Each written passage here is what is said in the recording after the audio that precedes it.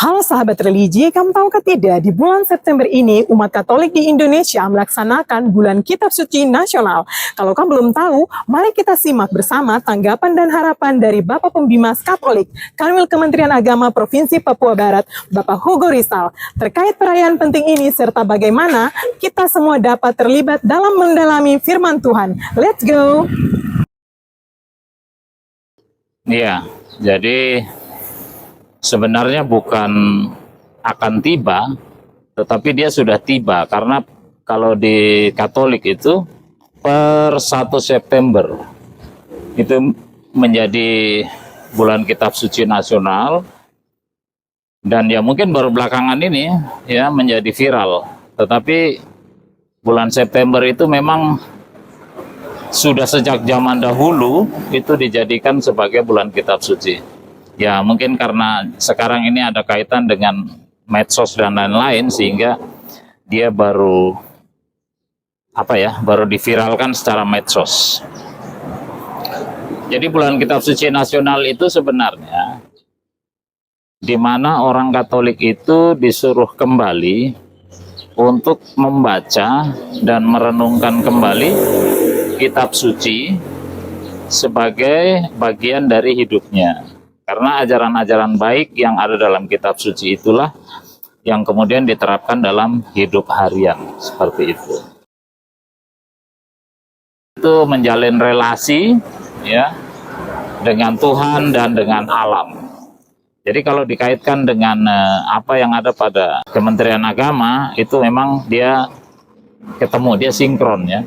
Kementerian Agama ada ekoteologi, dan di Katolik itu ada namanya ekologi. Dan ekologi ini oleh Gereja Katolik sudah ada jauh sebelum ekoteologi, seperti itu.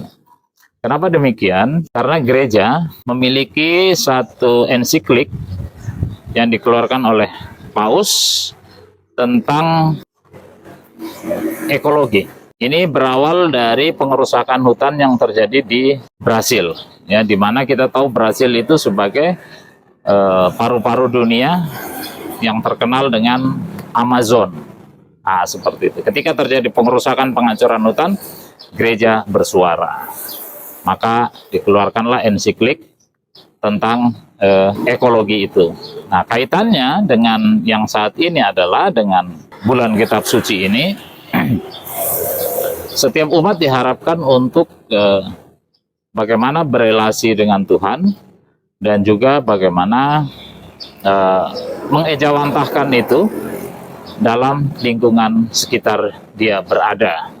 Ya, dalam hal ini adalah bagaimana kita menciptakan ekonomi keluarga. Ya, ekonomi keluarga. Nah, ekonomi keluarga itu terjadi seperti apa? Pemanfaatan sampah. Ada botol bekas, ada plastik bekas, ada karung bekas, ya. Kemudian itu diisi tanah, lalu ditanam sayuran seperti itu, ya. Nah, dari situ berarti mengurangi belanja di pasar. Dari situ mungkin bisa dijual dan seterusnya. Jadi pemanfaatan barang-barang bekas, pemanfaatan sampah didaur ulang menjadi sesuatu yang bermanfaat. Nah, selain itu, menjaga lingkungan dengan tidak membuang sampah sembarangan, dengan memisahkan antara sampah kering, sampah basah, sampah plastik, sampah besi, ya, dan sampah-sampah lainnya, seperti itu.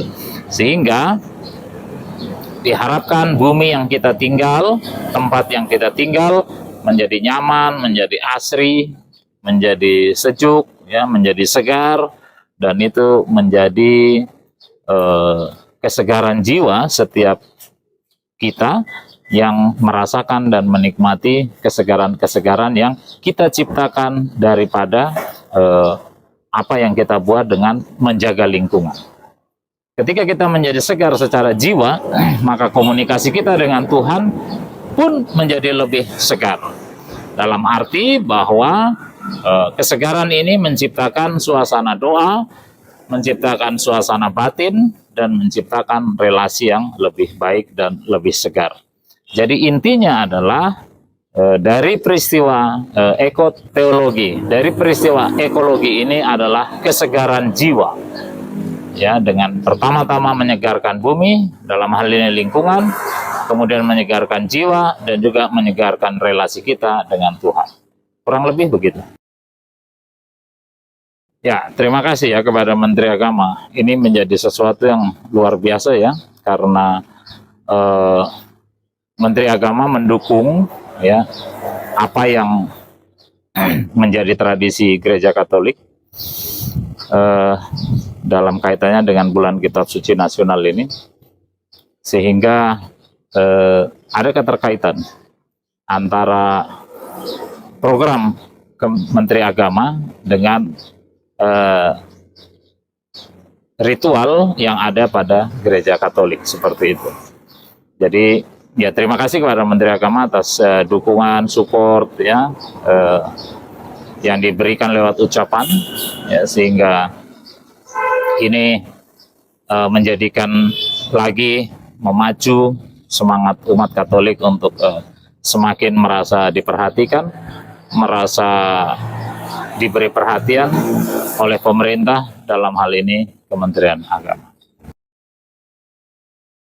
Ya, harapan saya kita tetap menjaga lingkungan, kita tetap merawat lingkungan ya, dengan berkreasi, dengan tidak membuang sampah sembarangan, dengan memanfaatkan sampah sebaik-baiknya.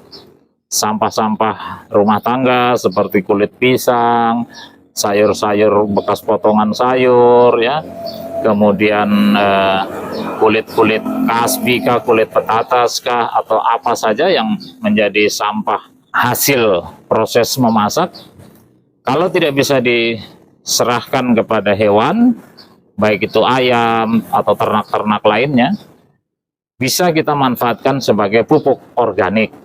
Ya, bagaimana prosesnya?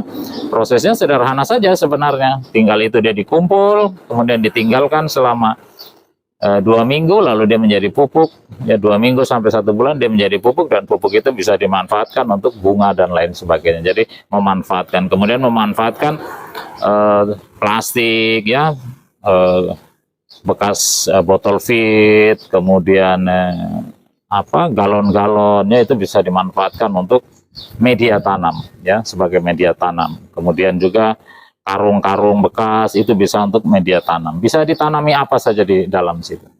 Seperti itu. Ya, terima kasih ya. Sukses.